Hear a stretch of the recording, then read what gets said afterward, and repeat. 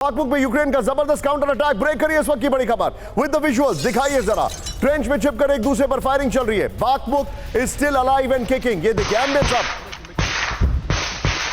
रूसी फोर्स को आगे बढ़ने से रोकने की कोशिश।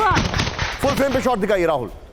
बाखमुक में अभी भी जंग है, वहां पर वैगनर को रशियन फोर्सेस ने रिप्लेस कर दिया है। ट्रेंचेस की जंग चल रही है, ये देखिए अब आप। This is conventional infantry war. ये हॉलीवुड की फिल्म नहीं है। बाखमुक एम्बियंस आप करिए।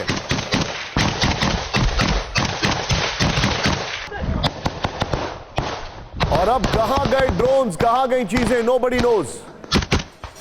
लेकिन इस सब के बीच में एक और बड़ी खबर सीधे आई है। ब्रेक करिए, बाखमुक में रूसी फोर्सेस पर बड़ा हमला। ब्रेक करिए विद द विजुअल्स। हमले में कम से कम एक रशियन सैनिक की मौत। एम्बियंस अब करिएगा।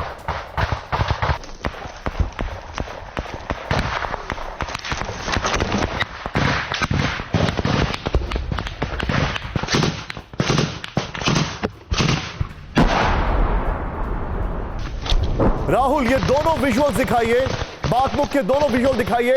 और अब हम उस व्यक्ति के पास जाएंगे बाखमुक के ऊपर, जो व्यक्ति बाखमुक के जंगलों में होकर आ चुका है। और शायद ही कोई इंडियन जर्नलिस्ट वहां पर गया हो जो ये सज्जन गए। इनका नाम है मनीष झा। राहुल पीआईबी में मनीष को लीजिए इन दोनों विजुअल्स के बीच में। मनीष, बाखमुक में अभी चल क्या रहा है? मैं देख रहा हूं फिर से जंग छिड़ी है। लोकेशन मेंशन करिए जरा। बिल्कुल निशान, देखिए जब मैं इस ट्रेंचेज को देख रहा हूं जो कि हमारे दर्शक टेलीविजन स्क्रीन पर दिख रहे हैं, तो मुझे याद आ रहा है कि कैसे मैं खुद इन ट्रेंचेज में जाता था, सैनिकों से बात करता था। हो क्या रहा है कि बाखमुक में दरअसल इस वक्त वैसे तो पूरी तरह से रशियन फोर्सेस का कब्जा है, लेकिन 50 किलोमीटर दूर से बार बार यूक्रेनी सैनिक आते हैं। उनकी कोशिश है कि कहीं से भी एक आध गली मोहल्ला उनके कब्जे आ जाए, ताकि कम से कम नाटो समिट में वो कह सके देखो जी हमने फिर से बाखमुक को अपने कब्जे में कर लिया। सबसे बड़ी बात यह देखिए कि यूक्रेन के आर्मी चीफ ने अभी कहा है कि हमें कहा जा रहा है कि काउंटर ऑफेंसिव बहुत धीमा है। क्यों नहीं? वो समझते कि एक एक इंच के लिए हमें कितना खून बहाना पड़ रहा है। तो अब आप सोचिए, जब यूक्रेन के आर्मी चीफ का ये बयान है, जब ये डेस्परेशन है, तो आप समझ सकते हैं कि कहीं से 1-2 इंच भी जमीन मिल जाए ताकि यूक्रेन के नाम पर नाटो में कहा जा सके कि देखिए उसने बाखमुक में यह हासिल कर लिया। उसी की यह जंग आप अभी देख रहे हैं। साथ बने रहिए, बहुत बहुत शुक्रिया, मेरे साथ बने रहिए आप। यूक्रेन को और घातक हथियार, बड़ी खबर, और घातक हथियार दे सकता है अमेरिका। इस वक्त की बड़ी खबर, लॉन्ग रेंज टैक्टिकल मिसाइल दे सकता है अमेरिका।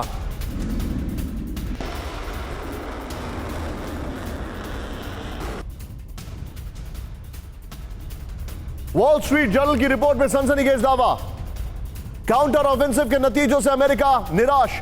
सीधे फ्लोर ग्राफिक्स पर आइए, यह बड़ी खबर मैं आपको दिखा रहा हूं। सीधे आइए, यूक्रेन को अमेरिकी विध्वंसक मिसाइल, यह बड़ी खबर मैं आपको दिखा रहा हूं। यूक्रेन को, हालांकि ये मिसाइल को जैसे लग रही है जैसे मछलियां कूद रही हैं, बट एनीवे, यूक्रेन को 300 किलोमीटर रेंज वाली ATACMS मिसाइल देने की तैयारी चल रही है।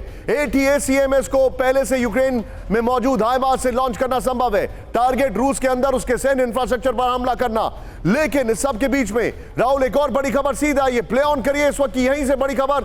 ब्रेकिंग न्यूज नंबर 2, यहां पर यूक्रेन जंग में नहीं उतरेंगे अमेरिकी सैनिक। अच्छा, तो क्या उतर चुके थे? ब्रेक करिए विजुअल्स के साथ। ये देखिए, अमेरिका से सेना भेजने का कोई इरादा नहीं। अमेरिकी विदेश मंत्रालय से आया बयान। नाउ राहुल ब्रेकिंग और शॉट्स के साथ दिखाइए जरा।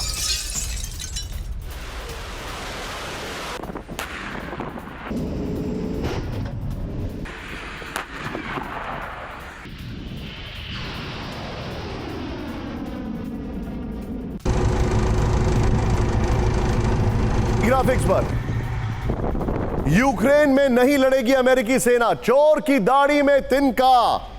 राष्ट्रपति की राय बिल्कुल साफ है, अमेरिकी सेना यूक्रेन में जंग नहीं लड़ेगी। चोर की दाढ़ी में तिनका। यूक्रेन में कुछ अमेरिकी सैनिकों की मौजूदगी जंग के लिए नहीं है। यूएस सैनिकों की तैनाती दूतावास और पश्चिमी हथियारों की मॉनिटरिंग के लिए। राहुल, इस खबर के साथ पहले वाली ब्रेकिंग लीजिए। सीधे चलिए दीपक सर के पास। दीपक सर, चोर की दाढ़ी में तिनका।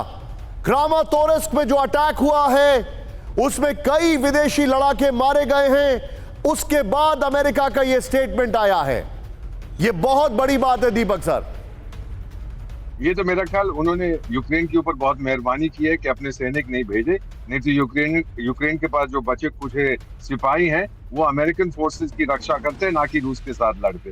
वो अगर लड़ने के काबिल नहीं है रशियन फोर्सेस के। सर एक चीज हम देखते जा रहे हैं, जनरल साहब भी इसकी करेंगे कि जैसे ये जंग चलता जा रहा है, जो कॉन्फिडेंस है और एक्सपीरियंस है रशियन फोर्सेस का वो बढ़ता जा रहा है। ना भूलें कि बहुत समय से रूस ने कोई जंग नहीं लड़ा था, अब उनको वॉर एक्सपीरियंस उनका बढ़ता जा रहा है। यूक्रेन ने भी बहुत देर से जंग नहीं लड़ा, लेकिन उसके पास अब बहुत कम चीजें बची हैं। और ये भी आपने देखा होगा, ह्यूमन राइट्स वॉच ने कह दिया कि आपने तो एंटी पर्सनल माइंस यूक्रेन ने लगाए हैं, उनको तुरंत हटाओ, ऐसा नहीं होना चाहिए। ये एक और बहाना मिल गया है उन पश्चिमी देशों को जो कहेंगे जेलेंस्की साहब को कि तो बहुत गंदा बच्चा है, अब हम तेरी मदद नहीं करेंगे। ये मुझे लगता है सर प्रेशर हर तरफ से यूक्रेन पे बनाया जा रहा है कि अब घुटने टेक दो, हाथ जोड़ो और अब बातचीत की बात करो। आपने तो एक डिक्री साइन की थी कि जब तक पुतिन साहब राष्ट्रपति है मैं बात नहीं करूंगा रूस से, अब वो डिक्री शिक्री को आप विड्रॉ करिए और बातचीत की तैयारी करिए। दीपक साहब मुझे एक बात बताइए, यही हो रहा है। मुझे एक बात बताइए, क्या आप हमारे शो में थोड़ी देर और रुक सकते हैं? गाड़ी में गर्मी होगी, लेकिन हम लोग बच्चे हैं आपके सामने। जिस तरीके से आपने बैकग्राउंड चेंज किया है, आई salute you for that sir. Can you stay a little bit more sir?